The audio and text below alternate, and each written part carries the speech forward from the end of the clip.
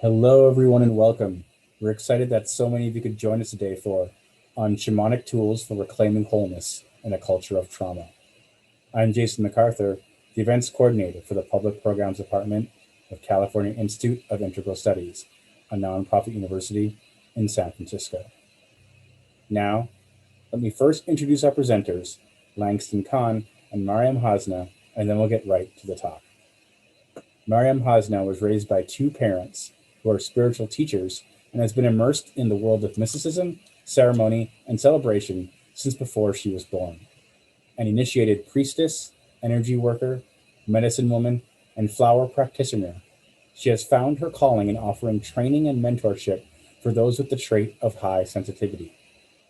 Maryam has synthesized ancient teachings along with cutting edge information to create a unique system of healing for those on the path of liberation. Langston Kahn is a shamanic practitioner and teacher specializing in radical human transformation, ancestral healing, and the restoration of an authentic relationship with our emotions. He stands firmly at the crossroads, his practice informed by somatic modalities, contemporary shamanic traditions, initiations into traditions of the African diaspora, training with Indigenous elders, and his helpful spirits and ancestors, weaving it all together. Langston gives workshops and lectures globally in person and online, and is author of Deep Liberation, Shamanic Teachings for Reclaiming Wholeness in a Culture of Trauma. And now, let me turn it over to Maryam Langston.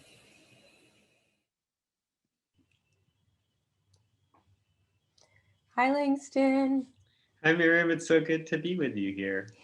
It's so good to be with you as well. And I'm so excited for this conversation today and to introduce more people to your work and to your writings.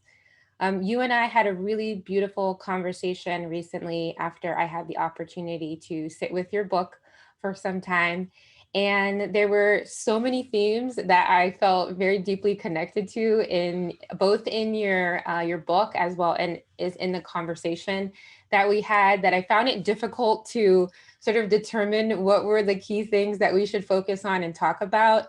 But I think we did a pretty good job at picking some core things to touch into that I think are very relevant in this moment at this time. And one thing I really loved about your book, so many things, but one thing I really loved about your book is that it offered really specific tools and practices for how to do the work. It wasn't just kind of talking about what the work needs to be, but it was really in depth, step by step, experiential of this is how you could deepen in this kind of work.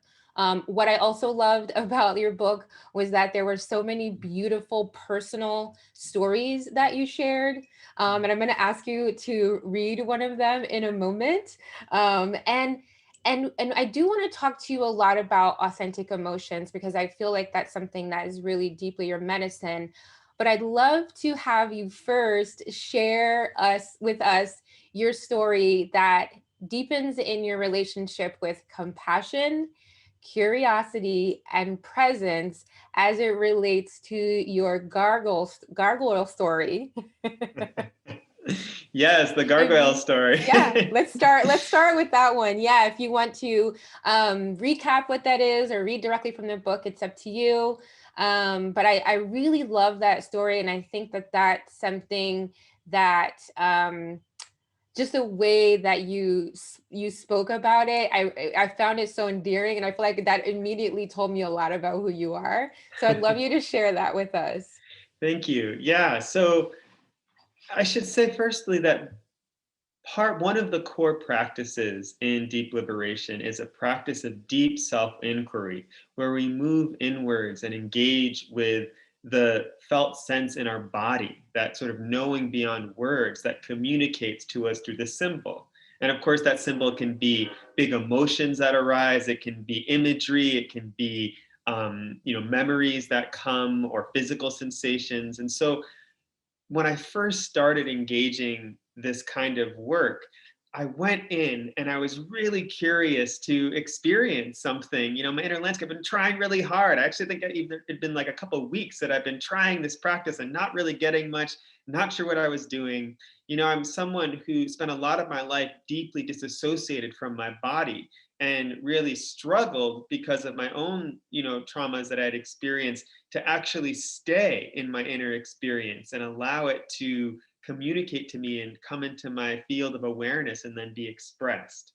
And so I was with my heart, just sitting in my heart space, and suddenly out of my heart came this beautiful lotus flower, and this little mermaid came, like literally a little mermaid came floating up into my awareness, and I was like, what the heck is that? I can't say that out loud, that's so weird. Like now that seems very tame to me, but at the time that was a big deal. I was like, I can't talk about the mermaids coming out of my heart.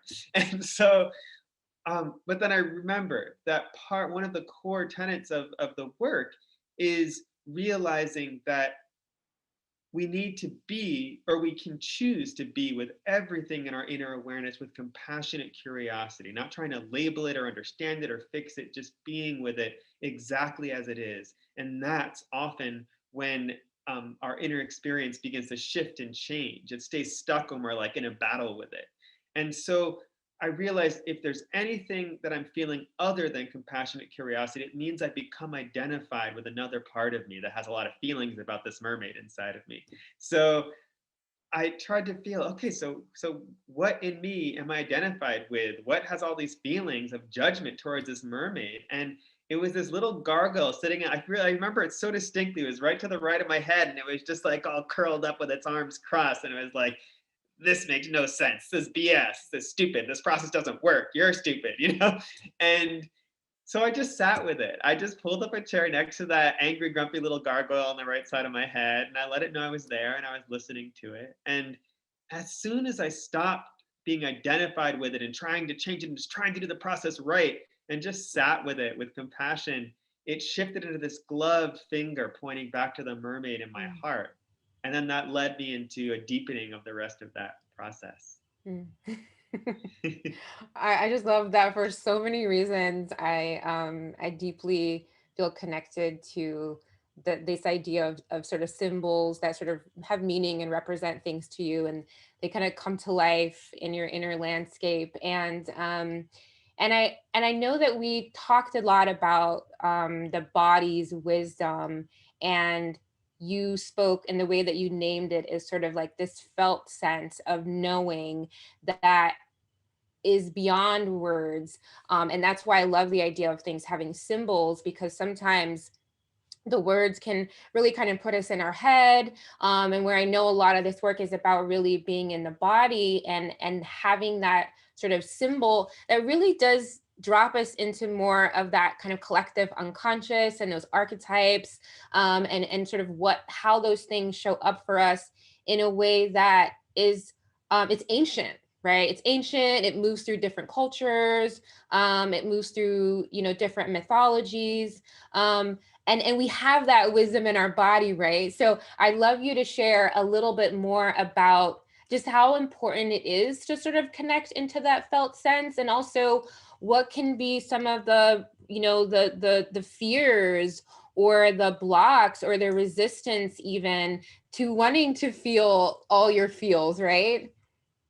Yeah, well, I think for many of us, it can feel unfair to have to feel, for example, past traumas that we've experienced in the past. And we worry that if maybe we've spent decades avoiding a deep grief because we had to make a choice when we experience something to sort of ignore that grief or push it down or swallow it to survive in that moment and keep going.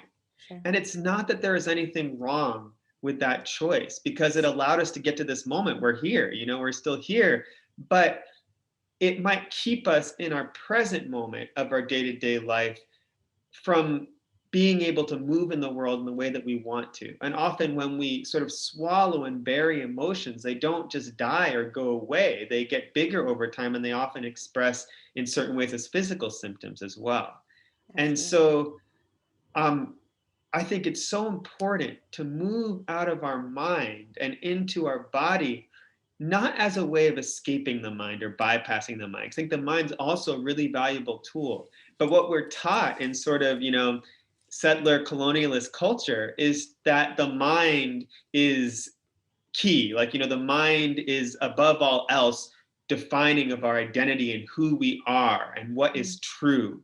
And in actuality, my experience is that the mind is a very small aspect of the vastness of truth happening all around us in each moment in the invisible world. It doesn't just include, the archetypal realms and our helping spirits, but also our emotions. And our mind isn't very good at emotions. Our mind, when it tries to, when it thinks it's good at emotions, like, oh yeah, I know all about that. I can explain that away. I can deal with that. But then we end up, perseverating and circling around and around with the same thought and not actually moving forward with something. Whereas when we're able to move into the wisdom of our body, through the lens of our heart, through this ability of our heart's compassionate curiosity to be with what our body is sharing, and then the mind can stop trying to analyze and make sense of and fix and take a break and just, instead of doing all that, track what the heart is guiding us towards and what the body is guiding us towards. And I think that's a much deeper function of the mind that's really important to access, because it allows us to re-engage a relationship with life.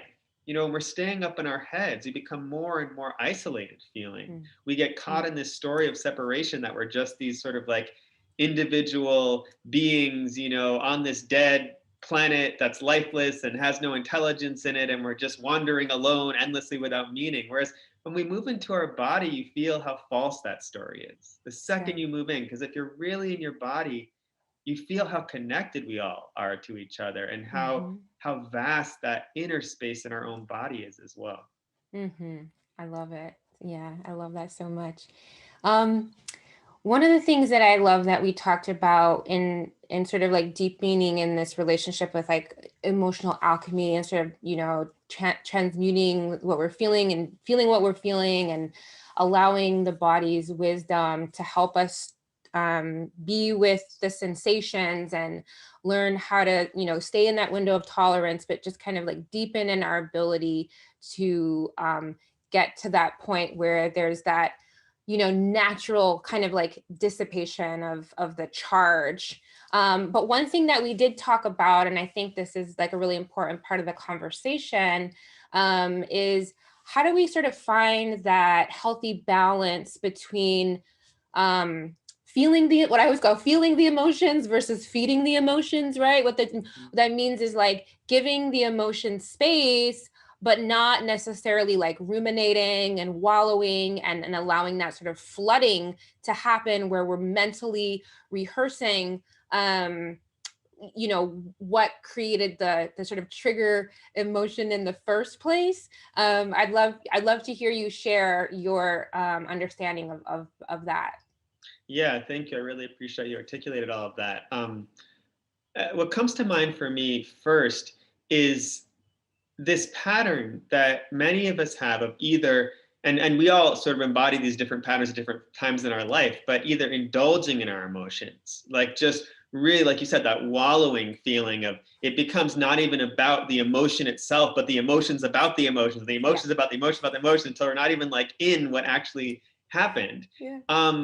Or a denial of emotion, that shoving down, that swallowing, that repression that we were talking about earlier. And neither of those is actually being with our emotions. Both of those are a way, even though the indulgence might look like we're being with our emotions, it's another way of avoiding actually being in relationship with our emotions. And what I find is, until we come into relationship with our emotions, they stay stuck.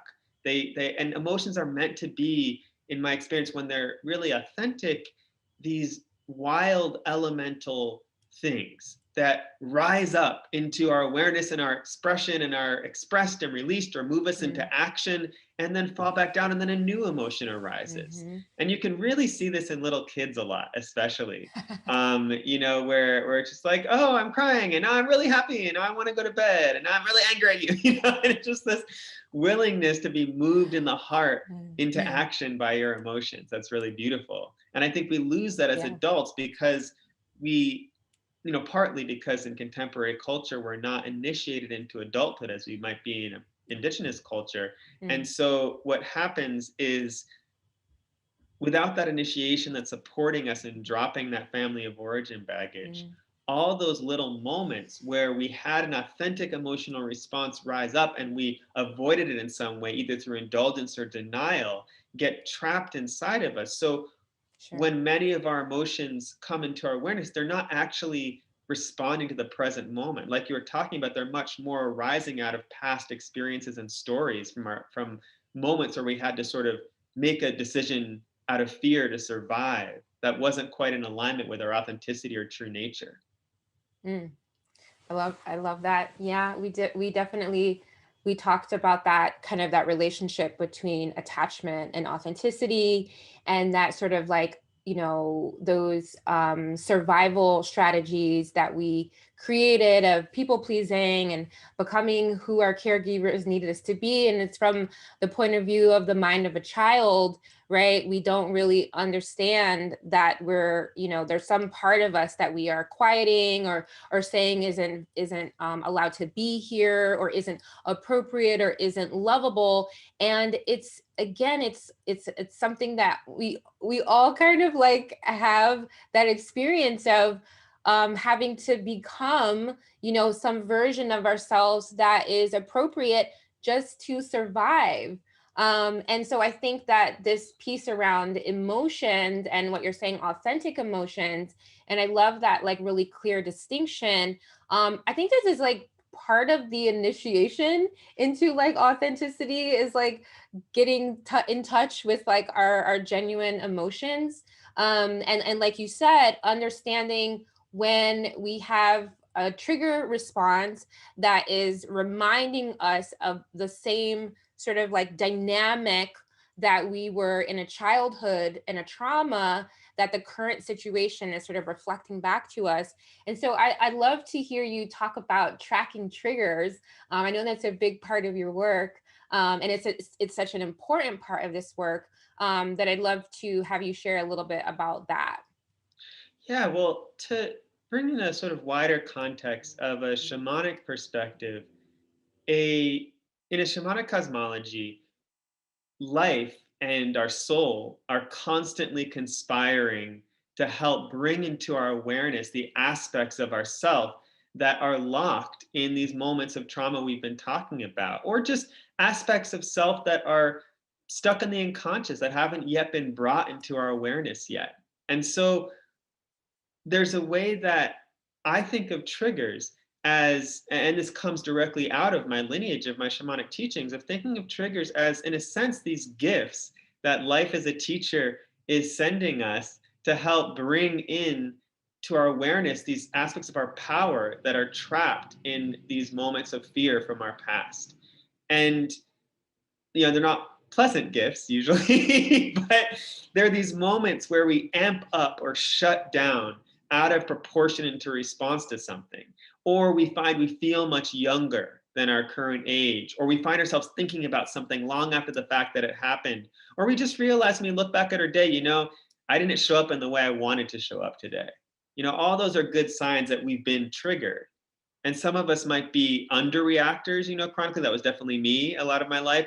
Other of us can be, you know, overreactors. Like suddenly when we're triggered, we start, you know, screaming, or intense emotions rise up, and we get paralyzed in some way. You know, all of those can be different responses, but they're both coming out of this same phenomena of the trigger that means we're no longer responding in current time.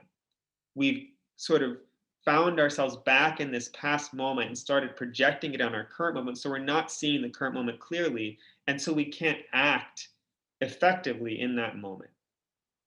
And so if we have tools that allow us to track our triggers to the root where they began in our body, we can reclaim those aspects of our power from those moments. We can show up for those parts of ourselves that are stuck in those painful memories from our past and support them in making a new choice that is in alignment with a sense of our authenticity, so then they can come back into the living process that we are.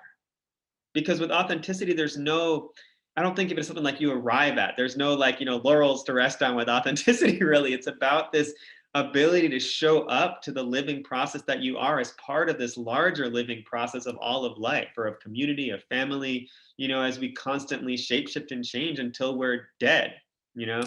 And so life is always going to be giving us those triggers, even once most of the biographical trauma at least has been cleared. But when that hasn't been cleared, in large part because that function of initiation hasn't been carried out by our culture has sort of failed us in that way, then what happens is a lot of the ways life is trying to bring our soul into our experiences through these painful triggers, unfortunately. Yeah, I love that there's a wisdom. And I think people, there's different levels of, resistance to like being willing to sort of hear that. But, it all kind of comes back to what you talk about, which is like cultivating this intimacy with ourselves. I often refer to triggers as time travel machines, right? Because if you can always sort of trace it back to the origin point. And when you understand that it is about deepening in wholeness, deepening and authenticity, and sort of cultivating this intimacy with ourselves, you understand the wisdom behind it. And it's not just that there's people sent here to annoy you and trigger you, right? Regardless of what even if that is their intention, right? Like, we have the opportunity in that moment, like you said, to track the trigger back, to sort of understand what does the work need to be. One thing I would love to hear you speak about next, that we did talk about as well, was how do we do this work in a way that's not victim blaming? Because I feel like some of the responses that I often hear, is when you talk about things like, there's a lesson behind the things that happen to you. Maybe if we even talk about things like, your soul's curriculum, and just sort of starting to get into some of these, the cosmology of that there is like a divine plan and sort of all that is being orchestrated, and that the world is not just out to get us, and we're not just helpless victims. Sometimes that can be misinterpreted as that it's the fault, of the person that experienced the trauma, or blaming them. And so I would just love for you to share your thoughts about that. Yeah, and so I think those concepts of things like, soul's curriculum and things happening for a reason, are spiritual truths that get abused a lot and do turn into a kind of victim blaming. Because personally, in my experience, not everything happens for a reason. There's a lot of senseless, horrible stuff that happens in the world all the time, every day.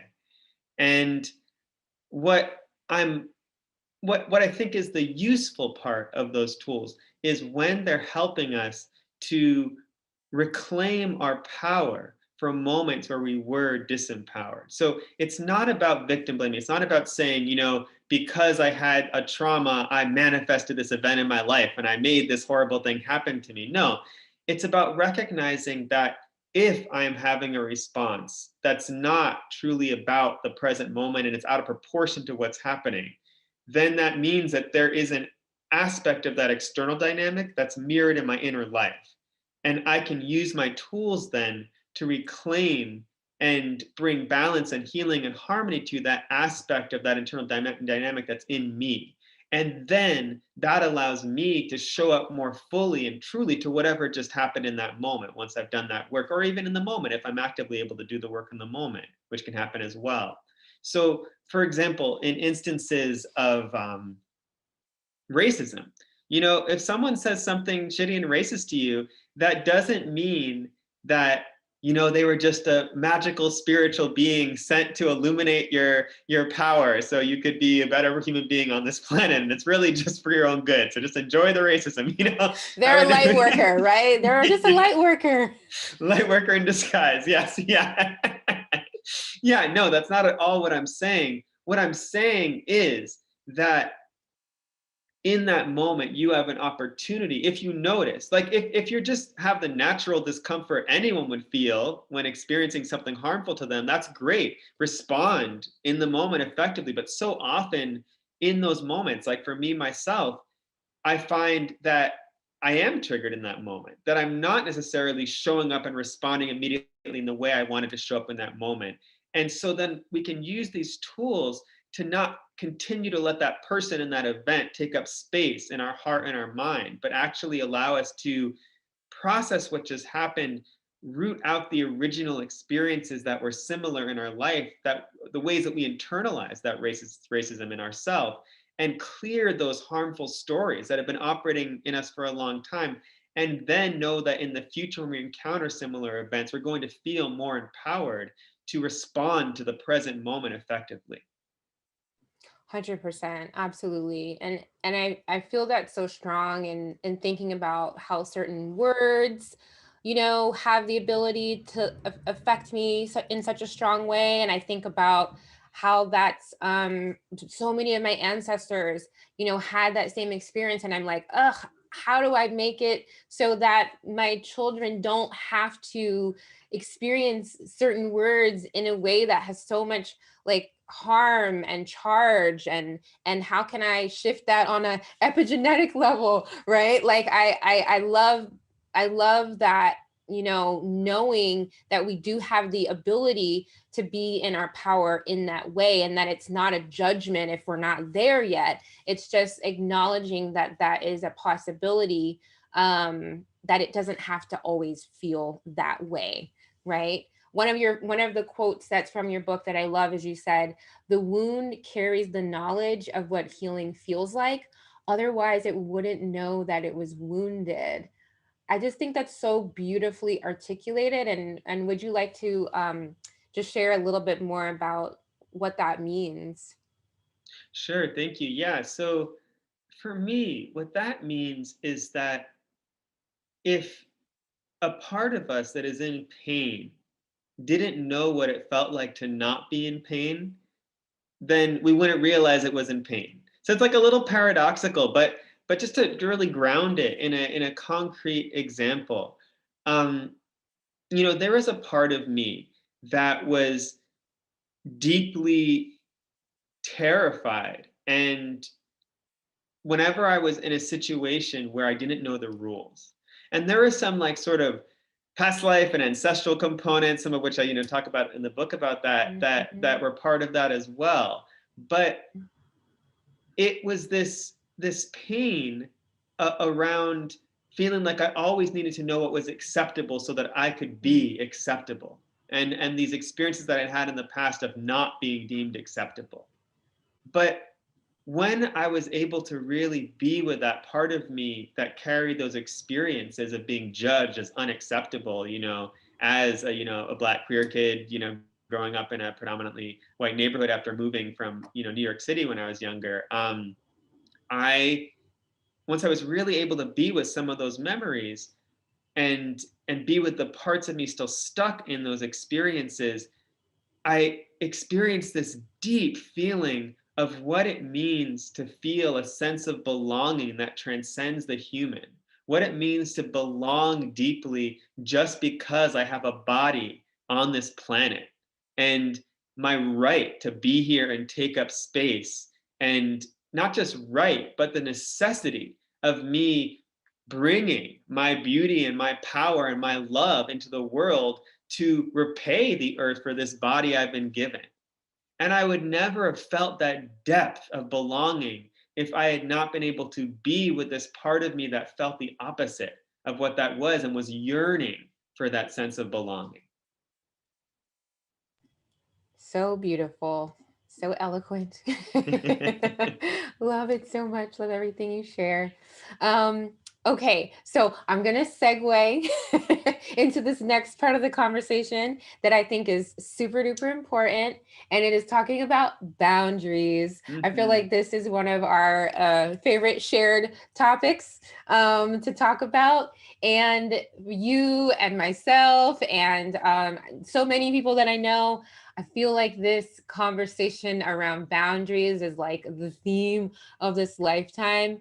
And you really do like a really complete job of, what is the recipe for healthy boundaries? I'd love you to just share first a little bit about, whatever feels relevant to share of kind of your story of how you came to know that you didn't have boundaries, that you needed them, that boundaries was a thing, and then going into like, what is the recipe for healthy boundaries? Yeah, so for me, I found out I had really terrible boundaries, mostly because of chronic health issues that I was having. I had just graduated from college. Um, it was at the height of the recession, so I was really struggling to find a job. At the time, I was working on a lot of film sets, but they were sort of like 72-hour days where I couldn't really tend to my health and well-being. And so things were just getting worse and worse and worse. I had intense emotional issues, intense mental health issues, intense, chronic physical health issues. And so I knew I needed help. And after a series of kind of to make a very long story short, I had this sort of initiatory experience where in this dream where this um, helping spirit came to me and sort of flew over and started landing on my chest. And it was covered in all these sort of ticks and parasites.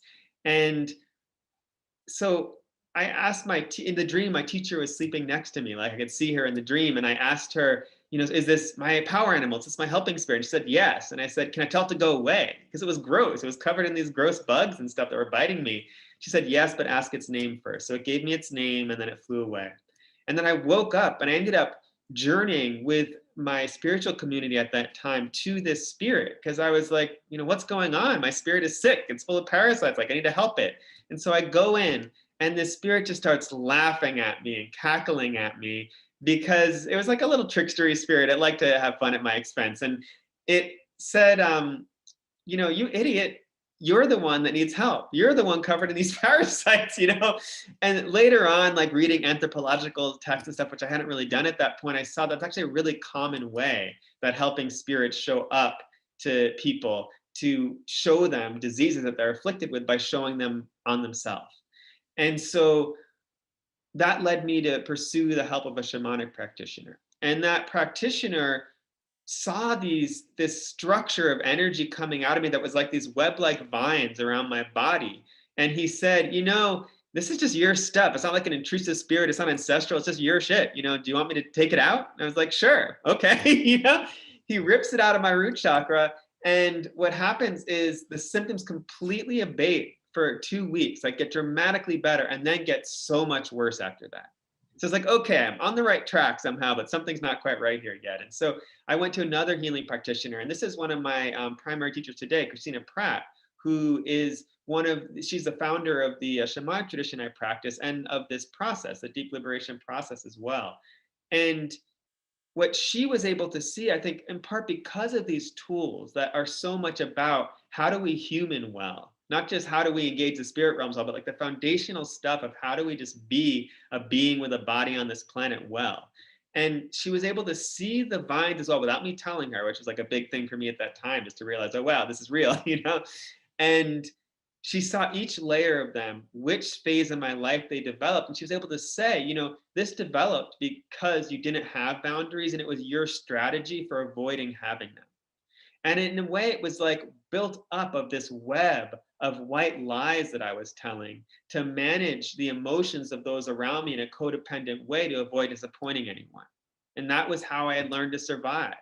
And then at each different phase of my life, that energetic structure that was just like, the logical conclusion of my energetic habits throughout my day became more and more empowered and stronger and more alive, and it's almost starting to have a mind of its own. So it's become manifesting as all these illnesses and issues in my life. And so what I had to do was have that structure removed from me and sort of learn from scratch, what does it feel like to have good boundaries? And for me, I had this real gift to be, that was like a good aspect of my gifts, to be a shapeshifter in a sense, to adapt and shift myself to, and also this very empathic, intuitive sense to accommodate how other people saw themselves. And so becoming the version of me that would most bolster up the way they saw themselves. And that was a way, again, of really harmfully bypassing boundaries, because there was never that natural moment that happens with healthy boundaries when like my boundaries bump up against your boundaries and there's friction and a little conflict, and then we figure out how we want to be together in space. And so I had to learn to do that. I had to learn bit by bit, how do I create boundaries that are flexible so they can move through me without my day, not just like big walls or like having nothing? How do I create boundaries that are intelligent so they can sense into my surroundings and respond intelligently to them? How do I create boundaries that are permeable so they can draw in the energy I need and release the energy that doesn't serve me? And then how do I sort of energetically nourish and feed and strengthen those boundaries when I need to sort of upgrade them in my life in different ways? Like one, because the boundaries you have and maybe in high school aren't necessarily the boundaries you need when you're, working a full-time job and have kids necessarily. So um, a lot of what I would say is, for me, there's sort of three components to having healthy boundaries, three main components, like categories of techniques. And one of them is just like what I think is out there really in a really good way right now, which is just the basic psychological understanding of what does it look like to have good boundaries, like strong yeses, strong nos, being able to ask for what you need in the moment when you need it, being able to negotiate needs and boundaries. They're just basic ways of navigating throughout our day that are actions that are important. But then there's also the energetic component of our boundaries, this sort of like egg-shaped structure that defines our space, that we know when someone's in that space, they're in our space.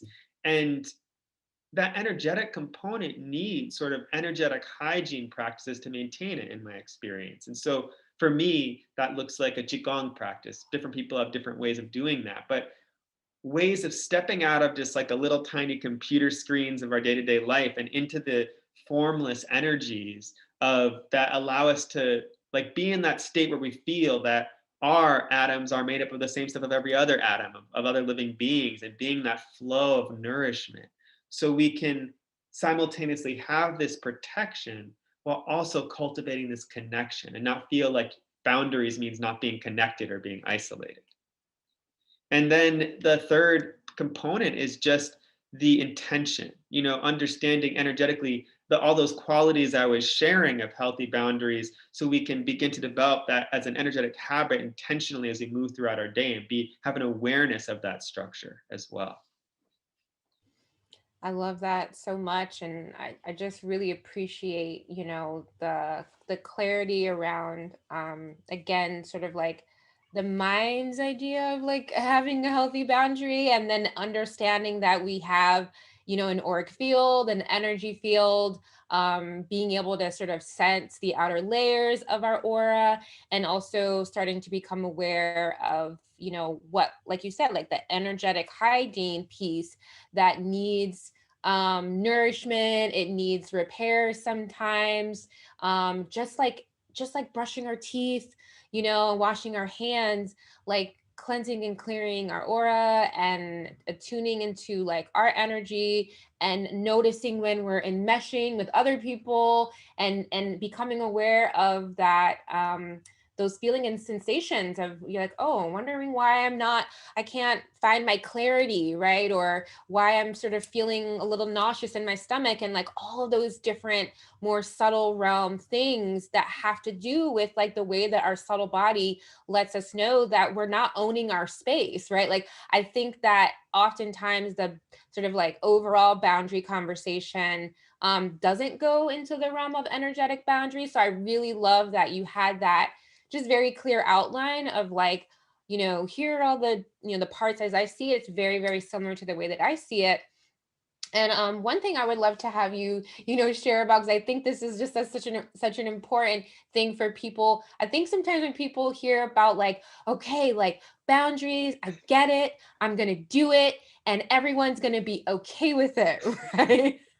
I think that it's very important to understand that that is not often the case, that when you start having those clear boundaries, when you start having that like definite no, that other people, for a variety of reasons, maybe because they are used to you deferring to creating safety, or used to you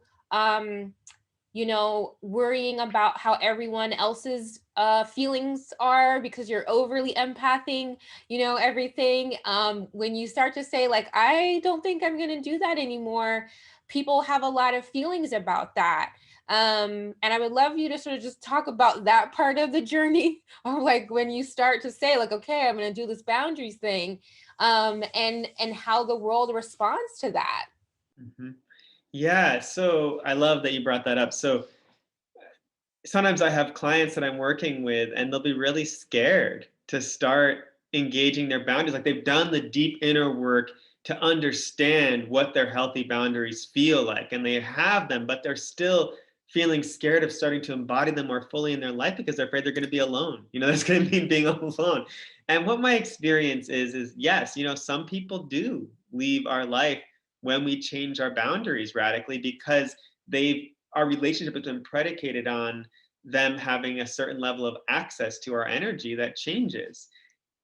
With that said, what I find is the people in our life with healthy boundaries themselves usually are really relieved when we shift our boundaries. It's like, like I wasn't going to say anything, but thank God now that we can, they might even say anything. We just feel this deeper level of intimacy and ease that's possible once you're both showing up with stronger boundaries. Because if we think, sort of very new age idea that like to really be one with the universe means dissolving all boundaries. If you're totally one with the universe would crush you.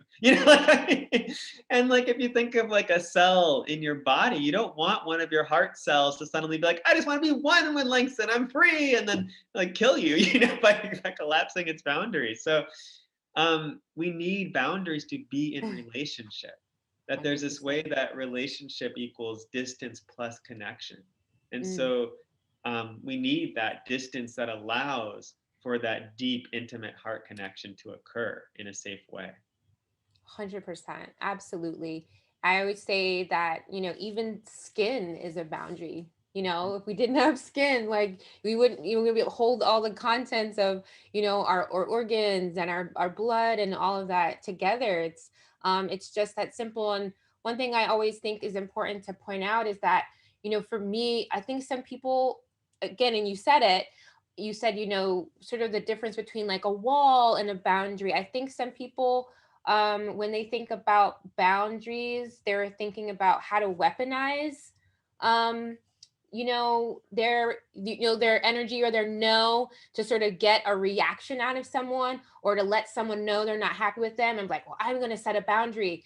And for me, I always feel that, boundaries are neutral.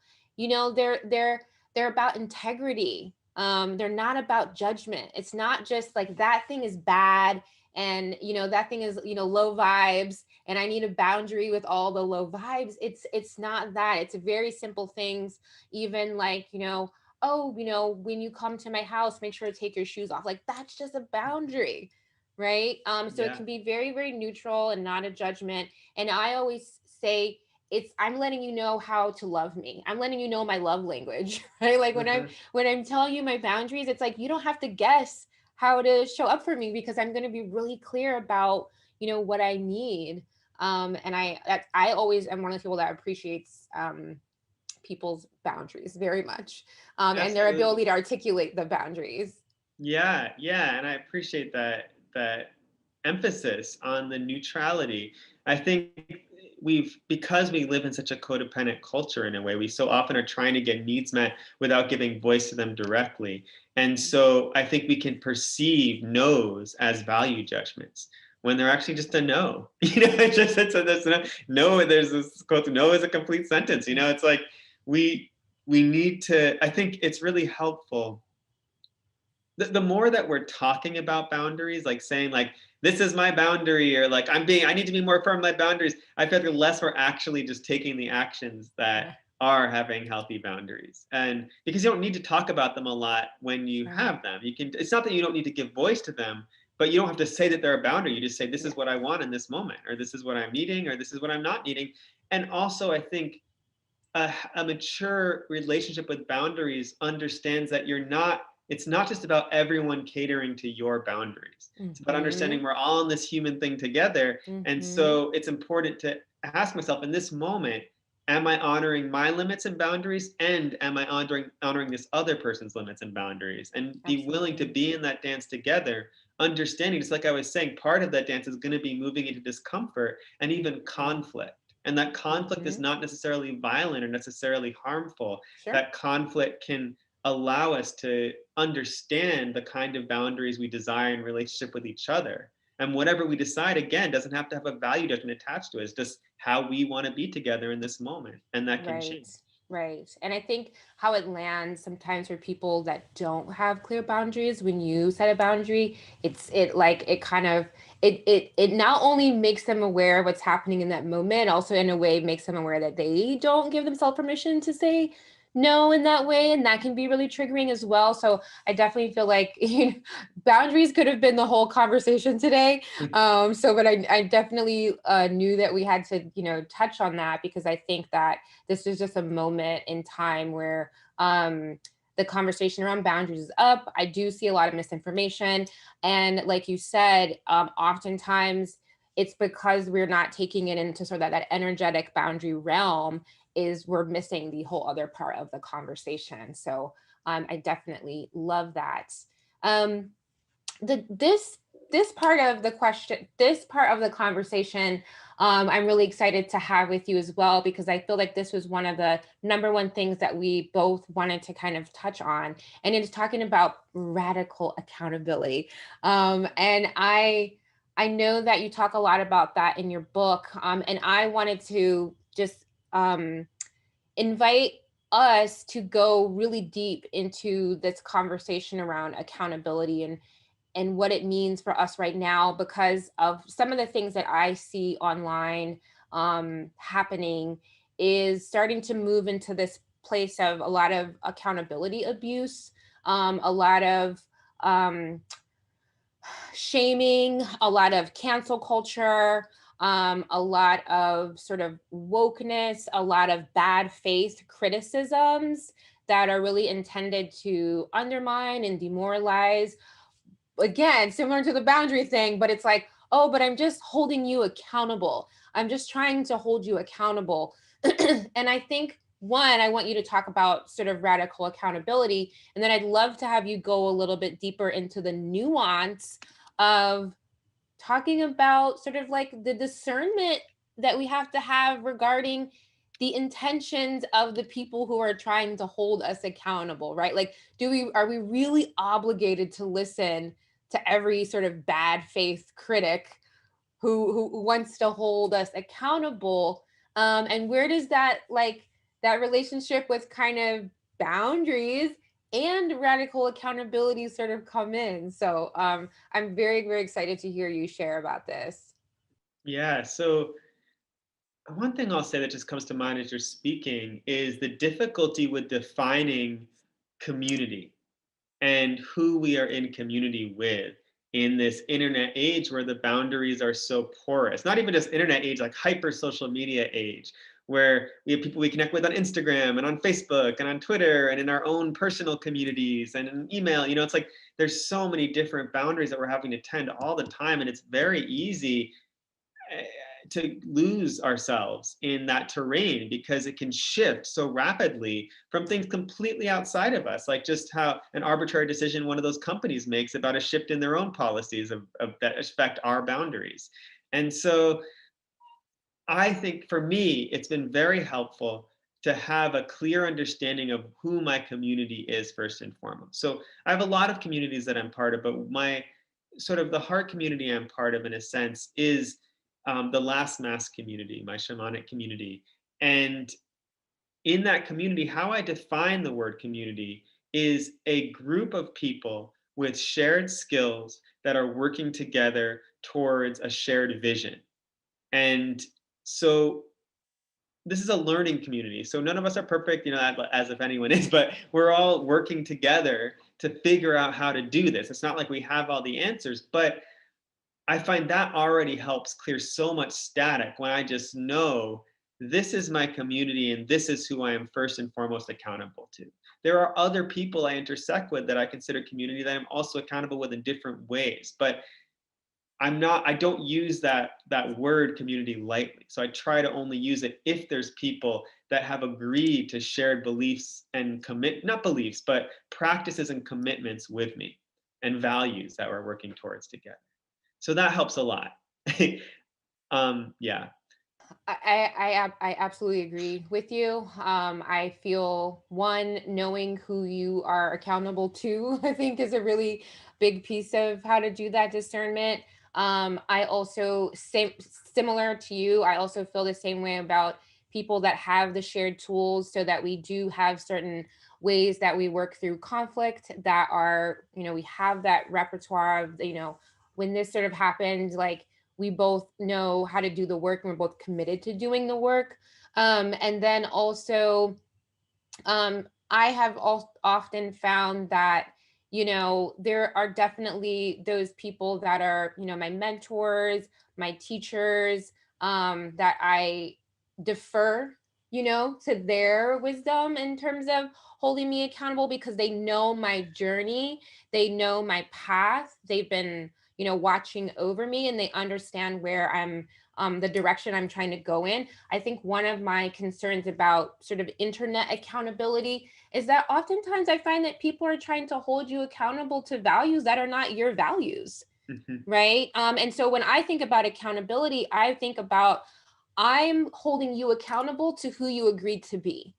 Yeah. I'm holding you accountable to, when you step outside of who you have told me, that is who you're here to be. I want to hold a mirror up to you to show you that you stepped outside of that. And so I'm invested in your growth. I kind of have a concern with holding people accountable, but we're not really invested in their path, and we don't necessarily even know who they are, Mhm. right? Absolutely. Yeah. I think that's so important to when we're, something I think about a lot if I'm going to enter into a conversation with someone around accountability or transformation is like, am I willing to ask of myself what I'm asking of them?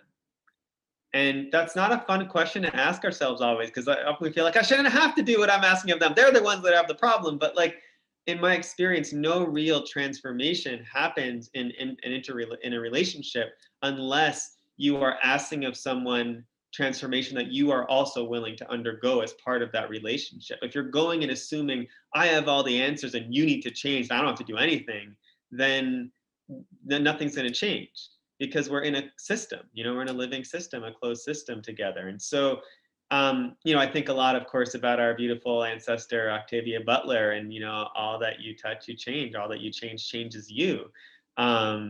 There's this way that we need to really reckon with that concept that change happens through us changing, being willing to change as well. And just the nature of trying to change anything changes us. Mm. And so I think one aspect of accountability and community is that we need to not wait until we feel the need to hold someone accountable to be engaging accountability practices. And so one thing that we do in my community is we have weekly calls where we engage, the deep liberation process in this book, where we're just supporting each other in moving inwards and withdrawing our projections and stepping out of collusion and just engaging with the ways life is teaching us proactively before they turn into disasters. And I think when we're not doing that regular practice that we're committed to before something goes wrong, there's all this waste being generated in community, as happens in any living system. Waste happens, shit happens, and so if we're not proactively clearing that waste together, then it explodes in these moments when something goes wrong, and it quickly becomes very hard to actually have any real process of change or accountability. I need to implement that practice in my community. I love that. It's just very clear. It feels very clear. It feels very intentional. And yeah, I really deeply resonate with that idea. I think we have time for two more questions, maybe one or two more questions before we move into Q&A. I would love you had so many tools and practices and processes in the book, which is one thing. Again, as a practitioner, I was like, okay, these are really like concrete things that you can go through experientially, step by step, to sort of do the work. And then through the whole book overall, it was very comprehensive, of like a roadmap of, here's how you do it. And I was very familiar with many of the tools that you share that I also have in my toolkit. But one that really stuck out to me that was new to me, but I just loved sort of the synthesis of all the parts of it, which is the truth chord. And I know that that's a practice that I believe comes through your teacher, Christina Pratt. So I would just love for you to share with the audience about what you feel called to share about what is the truth chord?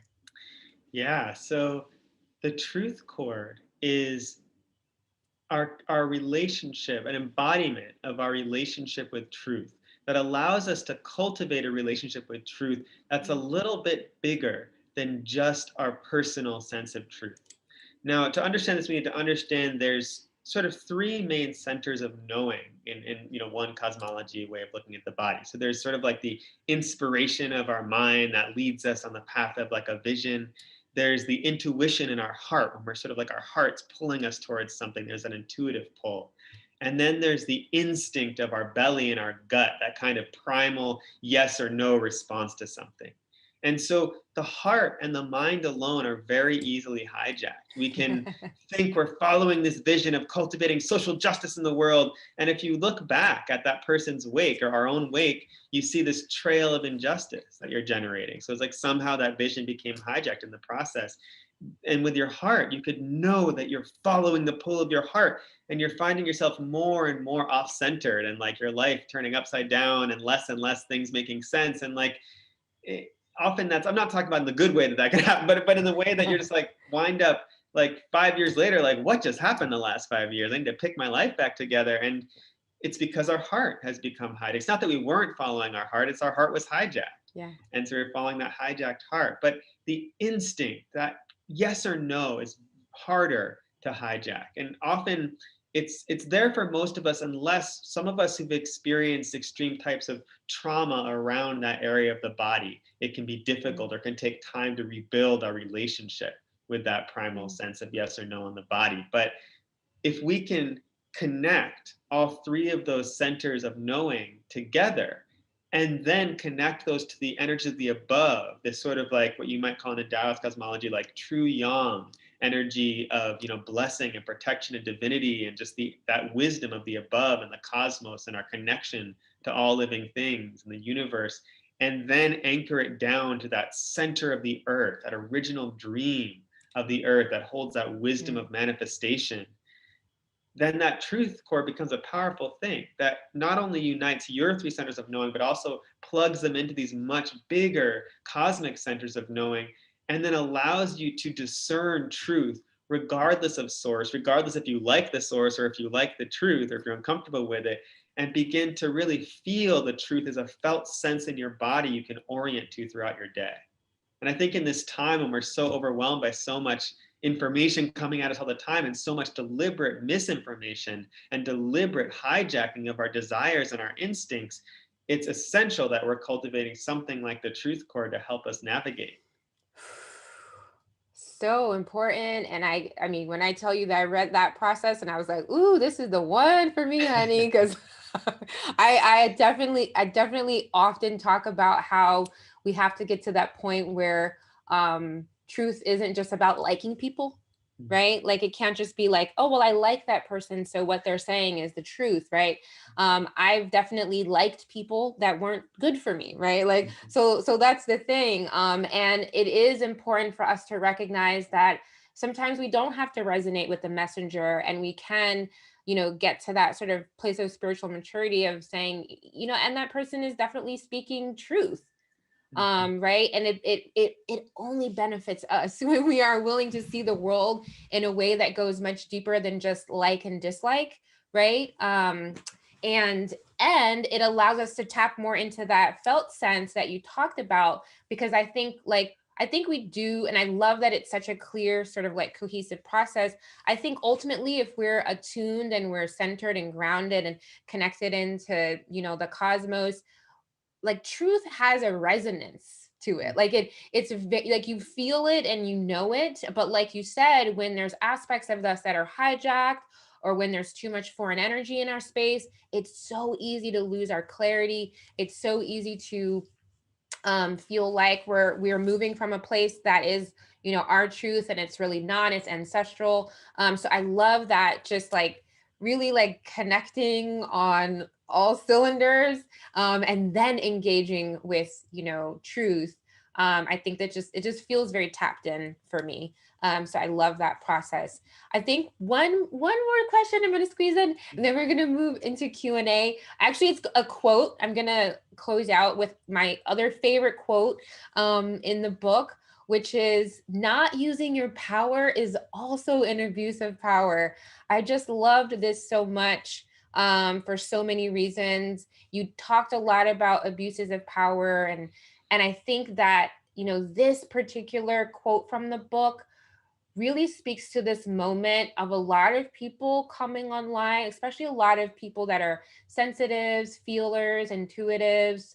And we have seen what can happen with the very known version of the abuse of power, but highlighting that, you know, not using your power is also an abuse of power. Like there's just a clarity in that really spoke to me.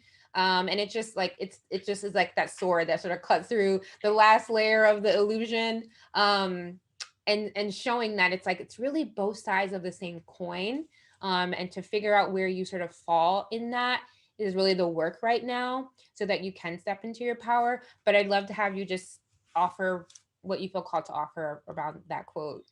Yeah, I think one thing I might say is just how I define power. And there's, you know, it depends on the day how I'm defining power. There's all different ways to talk about power, but in relationship to this quote, I think of power not as power over, not as domination, this like sort of colonial idea of power, but power as that ability to connect with the innermost essence of our being and bring it out into expression in the world in service to a vision, often in service to a vision that's bigger than ourselves, bigger than our small individual self, maybe a community vision, or maybe a larger, you know, shared vision.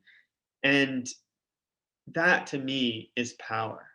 And when I felt, you know, most liberated around my power is not when I'm just like alone and in solitude or free to do whatever I want. You know, it's when I'm in community that truly supports me in my authenticity and wants to see all the uniqueness that I came here to be come into expression in service of what we're working towards together. And as we're working towards that vision together, they're reflecting back to me those aspects of myself that maybe I haven't even seen before, because to me they're just so natural. And they're reflecting how essential and vital those parts are. And then they're also reflecting the ways I'm not stepping into that uniqueness and beauty of me. And so to not use your power is to abandon the unique love that you came here to be. It's to rob people of that love. And so when we think about, you know, oh, I don't want to take up too much space, or I know even when we think of like, I have a lot of rank, privilege, and power, so I should make sure other voices speak. Yes, I think that's so important, to be making sure that you're lifting up voices that have less rank, privilege, and power than you do.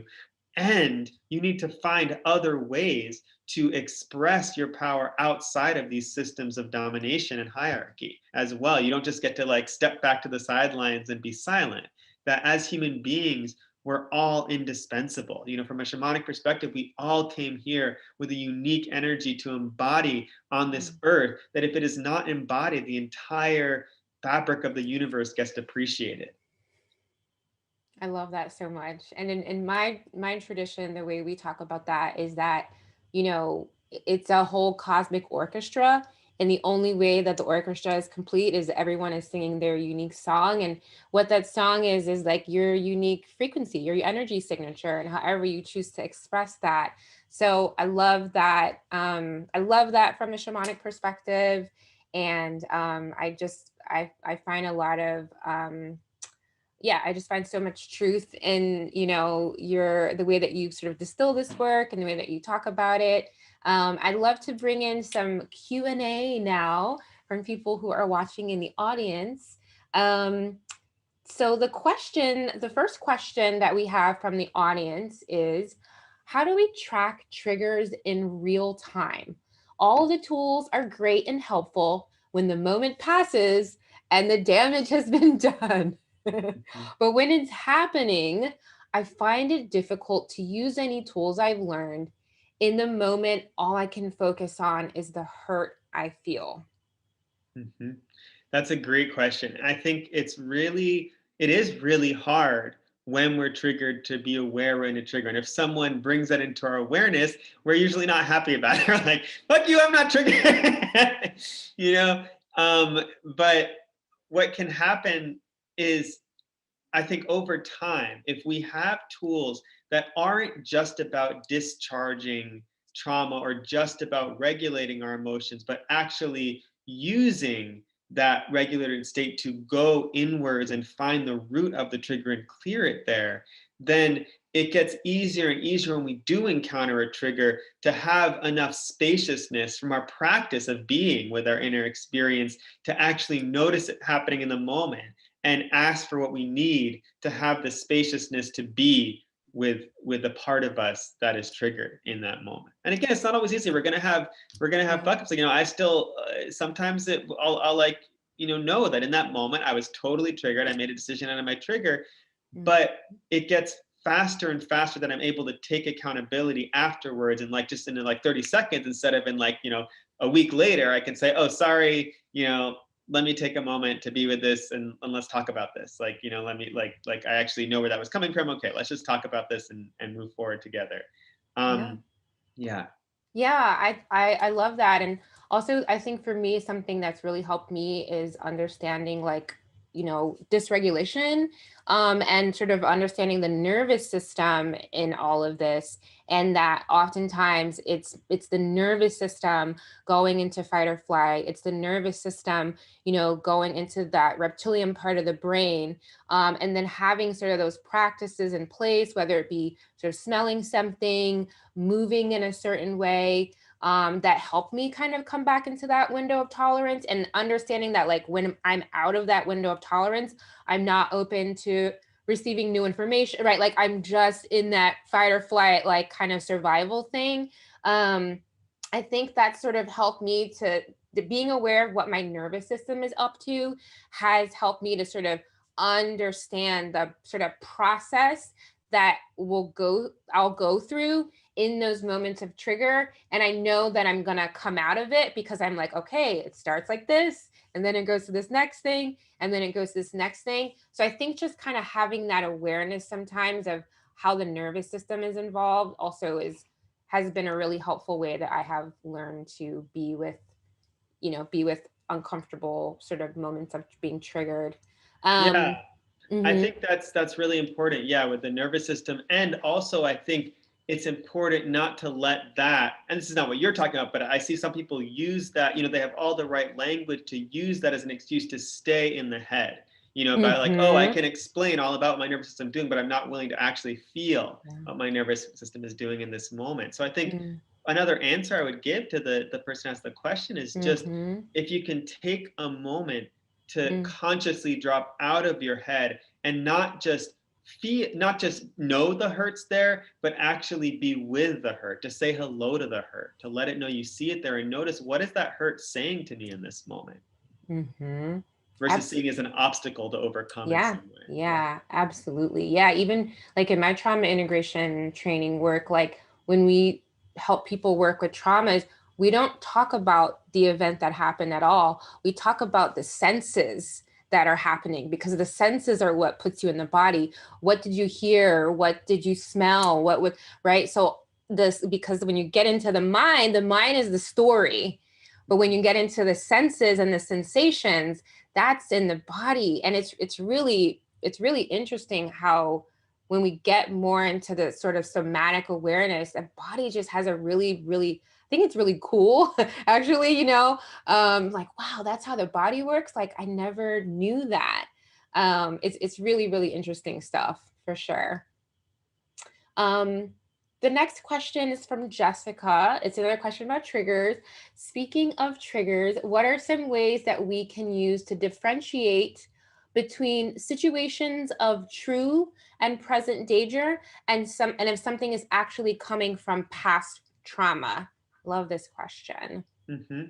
That's a great question. You know, the feeling in the moment can be very similar in the present moment, but usually right after that moment, if we reflect on it, it can become a little more clear as to what actually was the situation we were in. So, you know, for example, if we feel like we're going to die when something is happening and no one is actually threatening our life, then it's not an actual life or death situation, you know? So just that being willing to, again, be with the feelings that are arising in our body in that moment, and take a moment to pause and listen, and maybe even articulate that out loud with our voice, either to ourselves or even to someone else, can help us in that moment to create that little extra bit of spaciousness to feel into what is actually happening in this present moment.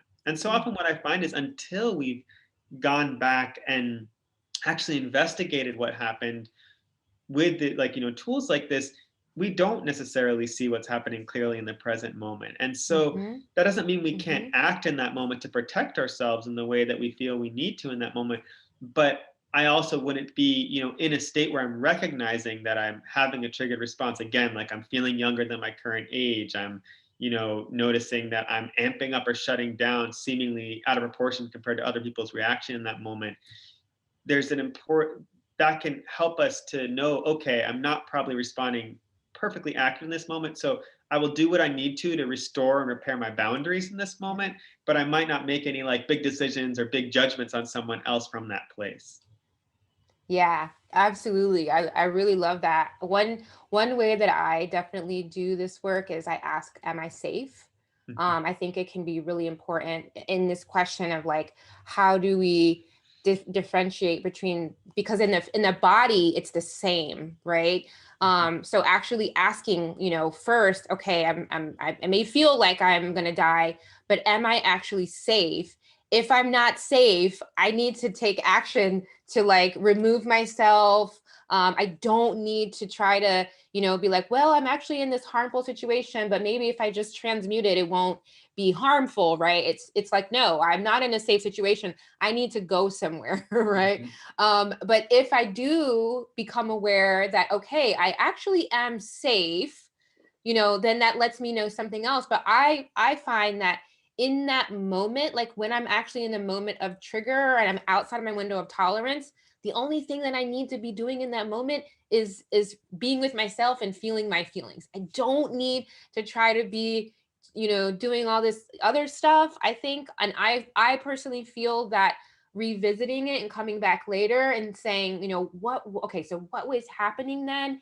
And then going through and doing actual integration and actual processing, not that ruminating, not like mentally rehearsing the situation. And I have found personally that with those deeper traumas, processing them with someone else has been the best way that I've known to do them.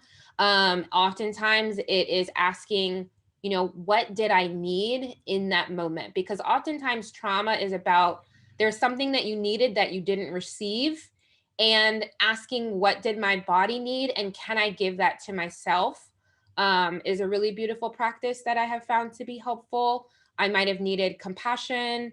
I might have needed, you know, more patience. I might have needed a hug, right? And I'm like, can I give that to myself? Actually, I can. Actually, I can give myself a hug right now, right?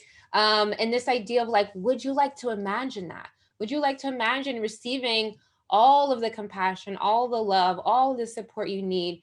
It's just a really beautiful way, I think, to sort of be with that work when I'm outside of that moment of trigger.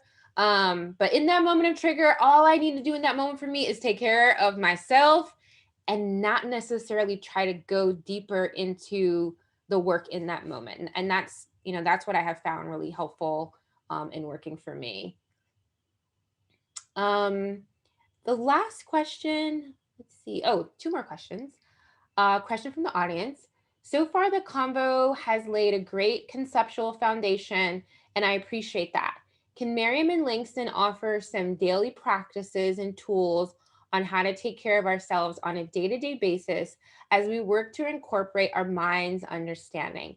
Anything they can share about embodiment and practical application, especially while potentially struggling with loneliness if others around you aren't quite on board yet?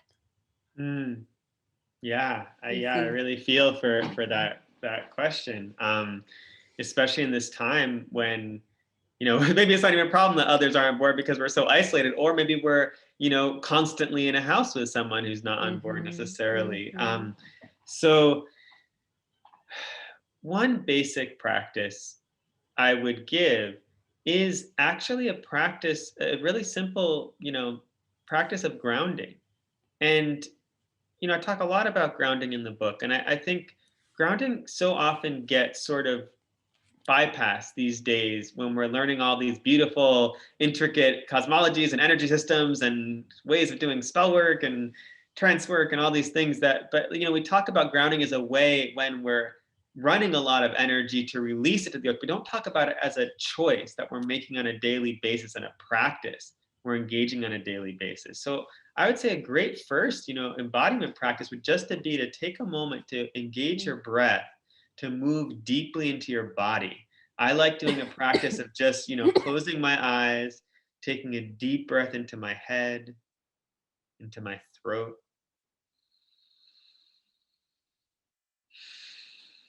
into my heart center, and just keep going down, you know, all of the main centers of my solar plexus, my sort of belly, my sacral chakra area, my, you know, root, and just breathing into those sort of main energy centers and my physical body. And then from there, rooting down into and connecting into the earth. There's a practice in the book, Deep Liberation, that includes connecting in the bedrock where you live and really getting a sense of what it feels like to have that level of foundation in your life, and looking at the current foundation of your life and moving deeper beyond there to really root into what is the earth doing at this time where you are, on the land where you are. And then beyond there to that sort of like core yin source of just this deep replenishing restorative energy of stillness and darkness and silence. And if we can do that, if we can connect to those sort of three levels of awareness, I think it can help with the loneliness too, actually, because so often our loneliness is not for another human being, even, but actually for an aspect of ourself that hasn't felt our attention because we've been spending so much time in our mind and cut off from most of our body. Yeah, I love that. And I think, yeah, just like you said, I would also say grounding. Grounding, and then for me, really like running energy every day is just like a foundational practice that I feel.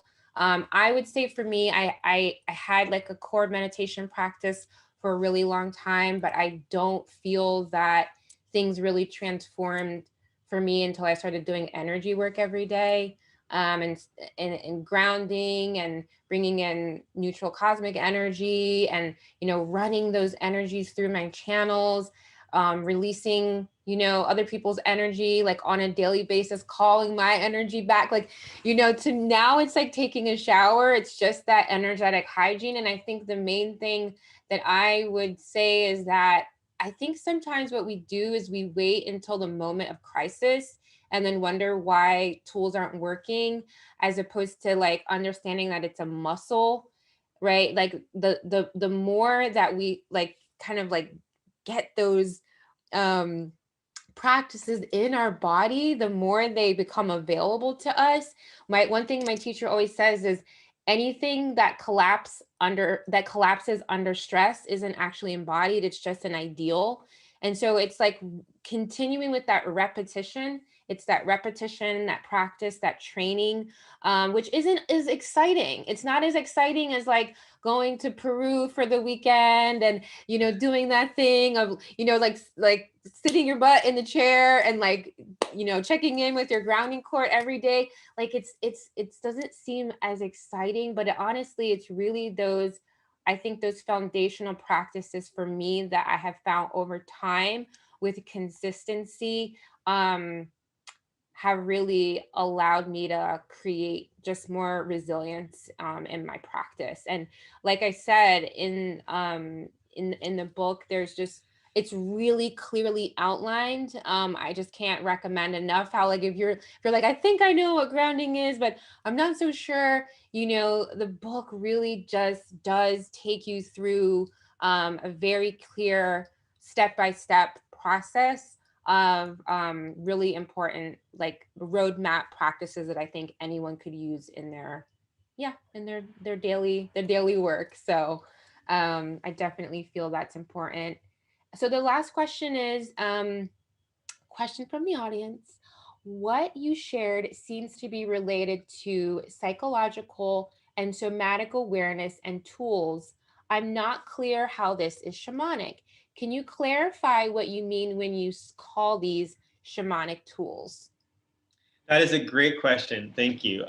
So some of the tools that I'm describing do have psychological components and somatic components, but they also have components that come out of cosmologies that I would call shamanic. And when I use the term shamanic, I'm talking about it's a sort of, we're almost at the end, so it's hard to give a whole history of the use of the term shamanism, but I'm talking about shamanism as a cultural legacy that is found in many different cultures. Now, of course, the original word comes from like the Tunkis peoples, but essentially the aspect of these teachings that are shamanic is that they are held within a shamanic cosmology. So these are not just tools in many psychological frameworks that are about essentially helping you to lessen your discomfort so you can fit in better in a broken culture. But they are about how do we engage these tools to repair our relationship with all of life that is our birthright from a shamanic perspective, this ability to communicate with all of life, seeing the earth not just as some dead thing that we're plugging into to keep us wired, but actually this living being that we can connect with and communicate with. It has a wisdom and an intelligence.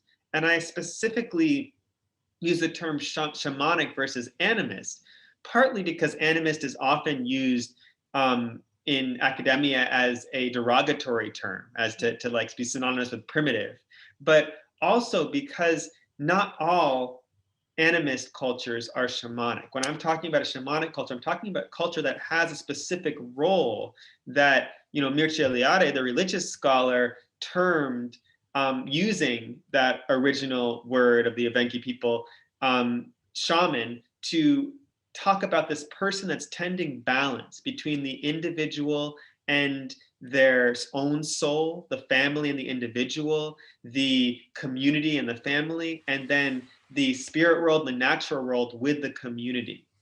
And within that, there's this within the person having that role, there's this expectation that everyone in that community is also engaging skills to tend their own relationship with spirit.